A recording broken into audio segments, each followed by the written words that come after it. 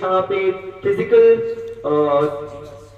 Competence चाहिए वो join करना चाहोगे, चाहे वो आर्मी में कोई हाई रैंकिंग ऑफिशियल बने या फिर एक नॉर्मल सा सोल्जर, ठीक है। सो पैशन का मतलब होता है किसी चीज के लिए जुनून होना, ठीक है। There is something called pom pom. Cheer leaders जो होते हैं ना, चीयर लीडर्स जानते, फुल फॉर्म है जो मैंने कल ही सीखा, peace of mind, peace of mind, plenty of money, peace of mind, plenty of money.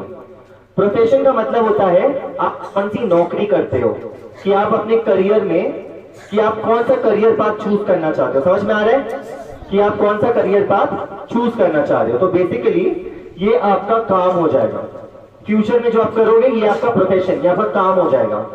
अगर आपका प्रोफेशन और आपका पैशन इन दोनों के बीच में अगर अमेलगमेशन होता है, मतलब अगर वो एक साथ चलता है, तब आपको मिलेगा pom pom, which is peace of mind and plenty of money.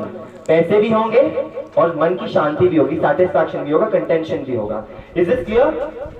That is why you have to be very very careful while choosing the career that you are choosing. आप अगर नेगेटिव इन्फ्लुएंस में आओगे, अपने friends के influence में आओगे, sometimes your parents might tell you to do something, but आपका जो पैशन है और आपके पेरेंट्स का जो एक्सपेक्टेशंस है वो शायद एक दिशा में नहीं चल रहा है, तो वहां पे आपको चॉइसेस मेक करना पड़ता है। That is why this session is important for you. So आज के सेशन में हम ये 7 चीज डिस्कस करेंगे। I will not tell you science में क्या होता है, कॉमर्स में क्या होता है, बायो साइंस में क्या होता है, कंप्यूटर साइंस में क्या होता है। रादर हम यहाँ पे पहला एजुकेशन के पर्पस पे डिवेल करेंगे कि एजुकेशन क्यों जरूरी है, ठीक है, और कितना जरूरी है। सेकेंड है कि नॉलेज, केवल नॉलेज होना क्या वो सफिशिएंट है, क्या केवल किसी डोमेन का नॉलेज होना क्या वो सफिशिएंट है। तीसरा है कि अगर आपको पता चल गया कि एजुकेशन की जरूरत क्या है, स्किल्स की जरूरत क्या है, तो आपके नेक्स्ट स्टेप क्या होने चाहिए, ताकि आप पॉम पॉम हासिल कर सको, विच is peace of mind and plenty of money. Fourth is कि आपको फ्यूचर के लिए, अभी फ्यूचर की बात कर रहे हैं जबकि आपके पास अभी भी 5 साल है जो 10th में है, +1 +2 एंड ग्रेजुएशन के 3 साल, अगर आप नॉर्मल BA BSc BCom करोगे तो, और अगर आप BTech या MBBS करोगे तो और 2 साल एक्स्ट्रा। यस, तो अगर मैं उसकी बात करूं तो फ्यूचर में किन स्किल्स की जरूरत है और किन स्किल्स की डिमांड है, हमें उस पर ध्यान देना पड़ेगा। लास्टली 5th वाले में हम लोग कुछ गवर्नमेंट एग्जाम, क्योंकि यहाँ पे लोग, यहाँ के जो यंगस्टर्स है, यूथ है, वो बहुत डेडिकेटेड है फॉर पब्लिक एग्जाम, तो मैं कुछ पब्लिक एग्जाम जो फेमस है उनकी बात करूंगा और ये भी बताऊंगा कि आप कैसे उनके लिए प्रिपेयर कर सकते हो। कुछ स्टैंड आउट इनिशिएटिव्स है जो अलग अलग पार्ट्स ऑफ कंट्री में चल रही हैं, उनके बारे में भी बात करेंगे थोड़ा सा ब्रीफली। एंड लास्ट में कुछ प्रैक्टिकल टिप्स जो आप फॉलो कर सकते हैं, ताकि यहां से जाने के बाद आप अपने लाइफस्टाइल में कुछ चेंजेस लाएं, और वो चेंजेस इंश्योर करेगा कि आप सही दिशा में सही करियर चूज करोगे। So we will start with the first one. थोड़ा ब्लर है, लेकिन जो पिक्चर वहां पे दिख रहा है, क्या कोई चांस लेकर इसे रीड करेगा? I want someone from the back side, boys के बैक साइड से कोई उस पिक्चर में क्या लिखा है उसको रीड कर सकता है। आई वेट फॉर 10 सेकेंड, जिसके बाद मैं कोल्ड कॉल करूंगा, ठीक है। 7, उसके बाद में फिर आपको पॉइंट करूंगा, आपको रीड करना पड़ेगा, तो खुद से हाथ उठा लीजिए। 5, very good. What's your name? Mohammed. Read that out, Mohammad.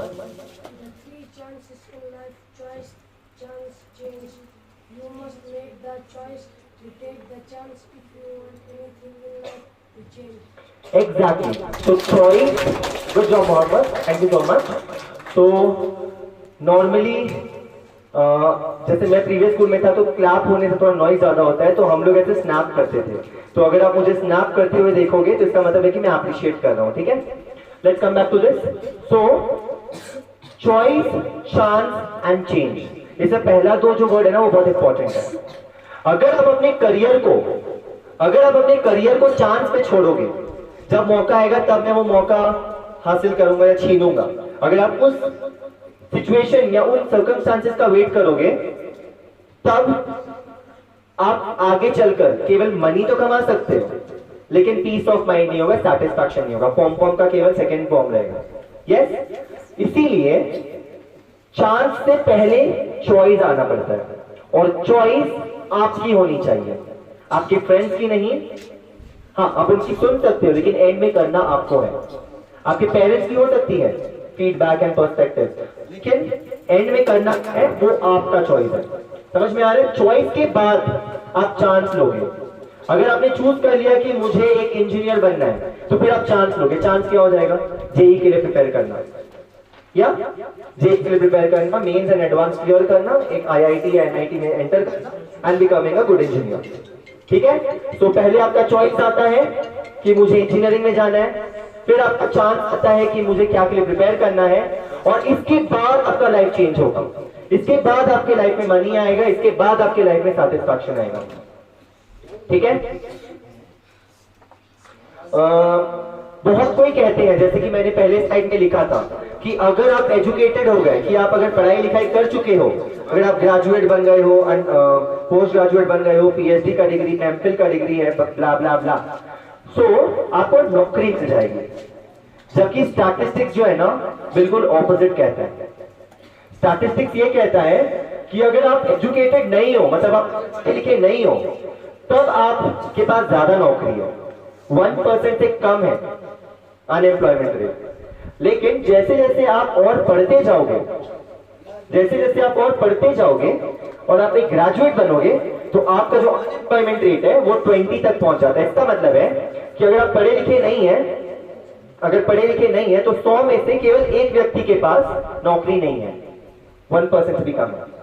लेकिन अगर आप एक ग्रेजुएट बन जाओगे, मतलब अगर आप 15th क्लास तक पढ़ाई करोगे, तो हर 100 में से, हर 100 ग्रेजुएट में से 20 ग्रेजुएट के पास नौकरी नहीं है। मतलब कुछ तो प्रॉब्लम है ना। There is some problem in the education system of India, right? Problem है कि हमारे एजुकेशन सिस्टम में 3 चीजें होती हैं। ठीक है? देयर आर 3 थिंग्स जिस पे फोकस करना होता है, के, एस और एम। के से नॉलेज, एस से स्किल्स और एम से माइंडसेट। हमारी जो स्कूल्स एंड कॉलेजेस है, अभी तो बहुत चेंजेस आ रहा है, लेकिन हमारे जो स्कूल्स एंड कॉलेजेस है वो मोस्टली बस के पे ही चलती है, नॉलेज पे ही चलती है। एक एग्जांपल दूं, बैटल ऑफ पानीपत कब हुआ? फर्स्ट बैटल ऑफ पानीपत कब हुआ? दैट ईयर, किस ईयर में हुआ, उस पर ज्यादा फोकस होता है। लेकिन उस बैटल का रिजल्ट क्या था, उसका इंपैक्ट इंडिया पे क्या पड़ा, उस पे तवज्जो कम दी जाती है। Do you get that? उस पे तवज्जो कम दी जाती है। तो नॉलेज तो एक चीज है, लेकिन स्किल्स एंड माइंडसेट बिल्ड करना, ये 2 एरियाज में हमारे स्कूल्स एंड कॉलेजेस फिलहाल नाकाम हो रहे हैं। ठीक है? अब बहुत सारे इनिशिएटिव्स आ रहे हैं, लेकिन फिर भी बहुत काम करना है इस एरिया में। अब हम लोग आएंगे कि आपको कौन सा अप्रोच लेना पड़ेगा, और इसके लिए मैं चाहूंगा कि आप लोग सब कुछ नोट्स बनाओ। ठीक है? I would like all of you to make some notes for this. ठीक है? पहला लिखा है आइडेंटिफाई योर इंटरेस्ट। जैसे कि मैंने बोला था कि व्हाट टू डू वो नहीं बोलूंगा मैं, हाउ टू डू इट उस पे फोकस करना है। ठीक है? ताकि आज से 10 साल बाद आप जिस भी नौकरी में रहेंगे, आपके पास फॉर्म रहेगा, peace of mind, plenty of money. ठीक है? तो पहला है you have to identify your interest. आपको आपका इंटरेस्ट आइडेंटिफाई करना है। अगर मेरा इंटरेस्ट ये था कि मुझे एजुकेट करने में मजा आता है, कि मुझे टीचिंग में मजा आता है, तो वो मेरा इंटरेस्ट है, that is my area of interest. आपको पहले अपना एरिया ऑफ इंटरेस्ट आइडेंटिफाई करना है, पहचानना है। समझ में आ रहा है? समझ में आ रहा है? How many of you are understanding? Give me a thumbs up. कितने बच्चों को समझ में आ रहा है? थम्स अप दीजिए मुझे, हैंड थम्स अप दीजिए। अगर ये पहला सेंटेंस समझ में आ गया तो give me a thumbs up. I can count 4 बच्चों को, मतलब बाकियों को नहीं समझ में आया। नहीं समझ में आया? फिर से रिपीट करूं, आपको अपना इंटरेस्ट अपना शौक वो पहचानना है, आइडेंटिफाई। समझ में आ रहा है? आपको अपना शौक, किस चीज में शौक है, किस चीज में इंटरेस्ट है, उसको फिगर आउट करना है। आयु पहला पॉइंट समझ में आया सभी को? लास्ट की 2 बच्चियों को नहीं समझ में आया। I want a high hand with thumbs up.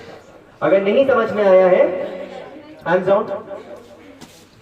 अब नहीं जिनको समझ में आया वो हैंड रेज करेंगे, जिनको नहीं समझ में आया पहला पॉइंट वो हैंड रेज करेंगे। कोई भी है ऐसा? कोई भी है? नहीं, ठीक है। तो अभी फर्स्ट पॉइंट लिखिए कि अपने शौक को पहचानना पड़ेगा, अपने इंटरेस्ट को पहचानना पड़ेगा। ठीक है? आप किस क्लास में हैं? ये आपके लिए ज्यादा जरूरी है। आप यहाँ बैठ नहीं सकते। I think you should get a notebook and right. Okay, but personal note should भी रहना। आप लिखिए, ये चीज लिखिए। चलिए सेकंड में आए, सेकंड में आए। सेकंड पॉइंट वहां पे क्या लिखा है? Can any one of you read that? कोई एक बच्चा रीड कर सकता है आगे से, इस तरफ से? इट्स ओके, ट्राई करिए, ट्राई करिए। आप नाम बोलिए पहले। मोहम्मद जवाहरी। रीड करिए सेकंड पॉइंट।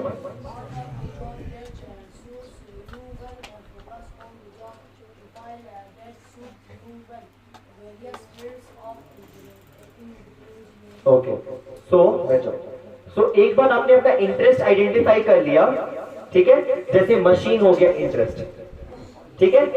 जैसे मेरे लिए एजुकेशन हो गया इंटरेस्ट। अब एजुकेशन का मतलब ये नहीं कि मैं बस टीचर ही बनूंगा। मेरे पास बहुत सारे रोल्स अवेलेबल है। मैं एक फेलो बन सकता हूँ, मैं एक रिसर्चर बन सकता हूँ, लेक्चरर बन सकता हूँ, टीचर बन सकता हूँ, स्कूल एंटरप्रेन्योर बन सकता हूँ, स्कूल लीडर बन सकता हूँ, प्रिंसिपल बन सकता हूँ। So many roles available. समझ में आ रहे हैं? तो इतने सारे रोल्स जो आ रहे हैं, उनमें से उन रोल्स पे फोकस करिए जो आपको सूट करता है। समझ में आ रहे हैं? उन 4 या 5 रोल्स पे आइए जो कि आपको सूट करता है। अगर आप मशीन की बात कर रहे हो तो क्या क्या चीज, टेक्नीशियंस, क्रेन के ऑपरेटर्स, वो भी मशीन हो गया। इंजीनियर्स, आर्किटेक्ट भी मशीन के साथ काम करता है, लेकिन नॉट सो मच, क्योंकि वहां पे डिजाइनिंग ज्यादा होता है। But what I mean to say here is कि प्रोडक्ट डिजाइनिंग, वहां पे भी मशीन आते हैं इनटू प्ले। तो what I mean to say is, पहले आप अपना निशे, पहले आप अपना इंटरेस्ट आइडेंटिफाई करो। फिर एक बात तो होता, उससे रिलेटेड जो जॉब्स होंगे बहुत सारे, उसको थोड़ा डिवाइड करो, कम करो कि किसमें आपको ज्यादा लगन आती है, किसमें आपका ज्यादा दिल लगता है, क्या आपका पैशन है। Is this clear? Is this clear everyone? बीच की बच्चियों को नहीं समझ में आया। Did you all understand? समझ में आया मैंने क्या बोला? समझ में आया मैंने क्या बोला? ओके, तो आप लोग ये लिख सकते हैं, चूज दोज जॉब जो आपको सूट करते हैं। Choose those jobs which suits you. ठीक है,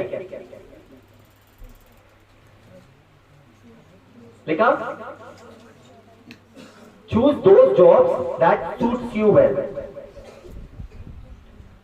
अब एक बार आपको अपना ड्रीम करियर पता चला, अब क्या काम करना है कि उसके लिए जो स्किल्स चाहिए, उसके बारे में जानना शुरू करिए। कोई नहीं कह रहा कि इंजीनियरिंग में जो पढ़ाया जाता है वो अभी से जानो, लेकिन बेसिक चीजें जानना शुरू करिए। समझ में आ रहा है? अगर आप कंप्यूटर साइंस लेना चाहते हो और उसमें इंजीनियरिंग करना चाहते हो, मतलब सॉफ्टवेयर इंजीनियरिंग, तो आपको क्या करना पड़ेगा? उस फील्ड का नॉलेज लेना पड़ेगा, बेसिक कोडिंग पे इंटरेस्ट लेना पड़ेगा कि कोडिंग कैसे होता है, ठीक है? कुछ इंस्पिरेशन लेना पड़ेगा कि कौन है वर्ल्ड में जो लीडर्स है इस फील्ड में, कनेक्शन बनाना पड़ेगा। जो लोग उसी एरिया में जाना चाहते हैं उनके साथ दोस्ती करिए, कॉमन इंटरेस्ट बनाइए, ताकि आप लोग एक साथ अपने फ्यूचर गोल की तरफ काम कर सको। Does that make sense? Does that make sense? So पहला क्या है? Identify your interest. एक बार इंटरेस्ट मिल गया तो फिर उन जॉब्स की तरफ सोचिए, उन जॉब्स के लिए सोचिए, उन कोर्सेज के लिए सोचिए जो उस इंटरेस्ट से रिलेटेड है, ठीक है। और एक बार वो एरिया मिल गया आपको, फिर आपको क्या करना है, उसके लिए जो स्किल्स चाहिए उसका नॉलेज लीजिए, उसके जो स्किल्स चाहिए, उस फील्ड के लिए जो स्किल्स चाहिए उसके बारे में सीखिए। समझ में आ रहा है?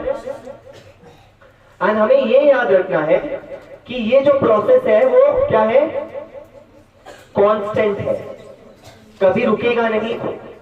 आप इंजीनियर बनने के बाद 10 साल एक्सपीरियंस लेने के बाद भी ये नहीं कह सकते कि आप इंजीनियरिंग के बारे में सब कुछ सीख चुके हैं। समझ में आ रहा है? तो ये जो process of education and skill building है, यस, स्किल्स पे फोकस करिए, वो कंटिन्यूअस है, वो कंटिन्यूअस है, वो एक जगह जाके रुकेगा नहीं, उसको कंसिस्टेंटली बढ़ते रहना पड़ेगा आगे, ठीक है। Does that make sense? मैं चाहूंगा कि यहाँ मौजूद सभी बच्चे इसके बाद से अपने फ्यूचर के बारे में सोचना शुरू कर दें, ठीक है। यूट्यूब में अगर, इंस्टाग्राम में अगर आप एवरीडे 1 आवर स्पेंड करते हो तो ट्राई करें 15 to 20 मिनट उस के लिए फोकस करो। अगर आपने इंजीनियरिंग सोचा है तो उससे रिलेटेड वीडियोस देखिए, अगर आर्किटेक्ट सोचा है तो उससे रिलेटेड वीडियोस देखिए, अगर आपने टीचिंग सोचा है तो क्या अपॉर्चुनिटीज अवेलेबल है उसके बारे में सोचिए। Does that make sense? And watch it, अपने नॉलेज को बढ़ाओ, एक्सपैंड करो। पक्का होगा कि नहीं होगा? ये होगा कि नहीं? होगा कि नहीं? Very good. Now what will come to, ये आप इससे पहले जो मैंने दिखाया था वो था आपका इमीडिएट स्टेप, जो आप कल से ही शुरू करोगे, जो आप कल से शुरू करोगे। अब हम जाएंगे कुछ ऐसे एरियाज में जहां पे आगे चलकर नौकरी आने वाली है, ठीक है। अगर आप ये सोच रहे हैं कि आप फ्यूचर में जाके न्यूज़पेपर के लिए आर्टिकल्स लिखोगे जर्नलिज्म करके, तो आप गलत सोच रहे हैं। चैट जीपीटी आ गया है और वो कंटेंट राइटिंग खुद करता है। अगर आप ये सोच रहे हैं कि फ्यूचर में जाकर आप ऐसे ऑफलाइन स्पेस में टीचिंग करेंगे, तो हो सकता है कि गलत, हो सकता है कि सारी चीजें ऑनलाइन हो जाए, एसिंक्रोनसली पढ़ाई शुरू हो जाए। और जो हो भी रहा है, बहुत सारे कोचिंग इंस्टीट्यूट बंद हो रहे हैं कोटा में। क्यों? फिजिक्स वाला आ गया है। अभी उसके वीडियोस देखकर बच्चे अपने घर से पढ़ते हैं, क्यों वो कोटा जाके पढ़ेंगे? समझ रहे हो? अभी जो नौकरियां एग्जिस्ट करती हैं, अभी जिन चीजों की डिमांड है, हो सकता है फ्यूचर में उनकी डिमांड बिल्कुल ही ना हो। अगर आप ये सोच रहे हैं कि अभी आप केमिकल इंजीनियर बनना चाहते हो, यस, बहुत सारे कंट्रीज फ्यूचर में फॉसिल फ्यूल को बैन कर रहे हैं। फ्रांस ने अपना टारगेट 2030 रखा है, इंडिया ने 2050 रखा है। तो आप एक केमिकल इंजीनियर बनकर शायद वो अचीव ना कर सको जो आज अचीव कर सकते हैं।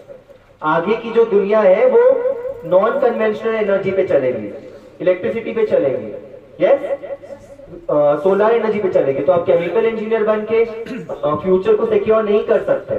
तो यू गेट दैट? सो चीजें चेंज हो रही हैं और आपको ये जानने की, ये जानना जरूरी है कि फ्यूचर मतलब आज से 10 साल बाद जब आप जॉब में जाओगे तो किन चीजों की डिमांड है। समझ में आ रहा है? सबसे पहला, the first role that you can look here is NFT design. What is it? पहला रोल क्या दिख रहा है आपको? NFT design. एनएफटी डिजाइन के अंदर आएगा non fungible token. Non fungible token, हर चीज डिजिटल है, हर चीज डिजिटल है। अगर आप एक फोटो या इमेज क्रिएट करते हो, अगर आप म्यूजिक क्रिएट करते हो, अगर आप एक वीडियो क्रिएट करते हो, ये सब क्रिएट करने के लिए अगर आप डिजिटल मेथड का यूटिलाइज करते हो, तो हम कह सकते हैं कि आप एक एनएफटी डिजाइनर हो। समझ में आ रहा है? रिसेंटली आप ही के एज का एक बच्चा यूएसए में इतने सारे एनएफटी टोकन बनाकर उसने सेल किया, and he is an entrepreneur now. अभी वो एक एंटरप्रेन्योर है। सिखाया नहीं किसी ने उसको, किसी ने नहीं सिखाया, वो सब अवेलेबल ऑफलाइन। बस लगन चाहिए और इंटरेस्ट चाहिए। अगर इंटरेस्ट है तो आप खुद से चीजें सीख सकते हो। तो पहला हो गया एनएफटी डिजाइन, जो कि फ्यूचर की चीज है, इनफैक्ट अभी भी हो रही है। मैं ये नहीं कहूंगा कि 10 साल बाद इसकी नौकरी आए, अभी से ही शुरू हो चुकी हैं। इंडिया थोड़ा धीरे चल रहा है, लेकिन इंशाल्लाह inside 10 years you will see a change. Does that make sense? समझ में आ रहा है मैं जो बोल रहा हूं? ये बेसिकली हर जैसे टैब में बैठकर हम डिजाइन करते हैं ना, इमेज डिजाइन करते हैं, म्यूजिक क्रिएट करेंगे, ऑनलाइन म्यूजिक, यस, डिजिटली, तो ये सब एनएफटी डिजाइन के अंदर आता है। Make sense? Make sense? Second आता है साइबर सिक्योरिटी। सेकेंड आता है साइबर सिक्योरिटी। इंडिया का जो करेंसी सिस्टम है उसका नाम क्या है बोलो, जो ऑनलाइन हम लोग यूज करते हैं ऑनलाइन ट्रांजैक्शन के लिए, कौन सा सिस्टम है वो? यहां से आंसर आया था। कौन सा सिस्टम है? फोन पे, जीपे, अमेजोन पे, ये सब किस सिस्टम पे काम करती है? एनीवन? नोबडी? यूपीआई। क्या सिस्टम है? उसी का एक वर्जन एम पे यहां पे चलता है, राइट? तो अगर ट्रांजैक्शन इतना इजी हो गया है, पैसे खर्च करना इतना आसान हो गया, तो आप सोच सकते हैं कि उस चीज की सिक्योरिटी भी उतना रिस्की हो गई है। फ्रॉडस्टर्स तो हम कहेंगे ना जो फ्रॉड करते हैं, या उनको टेक्निकल टर्म्स में हैकर्स बोलते हैं। समझ में आ रहा है? सो अगर चीजें टेक्निकली इतना इजी हो गई है, अगर चीजें इतनी आसान हो गई है, चाहे वो पैसे से रिलेटेड हो या फिर आप कोई भी चीज अगर क्रिएट करते हो, अगर आप कोई भी चीज क्रिएट करते हो तो उस पर आप कॉपीराइट लगा सकते हो। समझ में आ रहा है? जैसे कि मैंने एक आर्टिकल लिखा और उसके नीचे मैंने लिखा बाय स्टीवन जैक्सन। जैसे मैंने इस पीपीटी में भी फर्स्ट पेज पे स्टीवन जैक्सन लिखा था, क्योंकि वो मैंने क्रिएट किया, राइट? तो वो मेरी प्रॉपर्टी है, इंटेलेक्चुअल प्रॉपर्टी। मैंने अपनी बुद्धि यूज करके बट उसमें like hackers can just go through that. So cyber security का यूज क्यों है? बिकॉज जो प्रॉपर्टीज ऑनलाइन अवेलेबल है, चाहे वो आपका कंटेंट पीस हो, चाहे वो आपका वेबसाइट हो जिसको हैक किया जा सकता है, चाहे वो आपका बेसिक यूपीआई का एक अकाउंट हो जिसको यूज करके आप ट्रांजैक्शन करते हैं, हर जगह फ्रॉड पॉसिबल है। और उसको रोकने के लिए साइबर सिक्योरिटी एक बहुत ही पॉसिबल स्पेस है जहां पे फ्यूचर में बहुत जॉब्स आएंगे। मेरी एक फ्रेंड है जो Chennai Madras school of economics MSc से उसने पोस्ट ग्रेड किया और अभी वो 22 लाख की नौकरी में काम कर रही है। उसका एज 22 है, 22 साल की है और वो 22 लाख की पर एनम नौकरी कर रही है। और उसका प्रोफाइल क्या बता आपको? सेम है, साइबर सिक्योरिटी बट फाइनेंशियल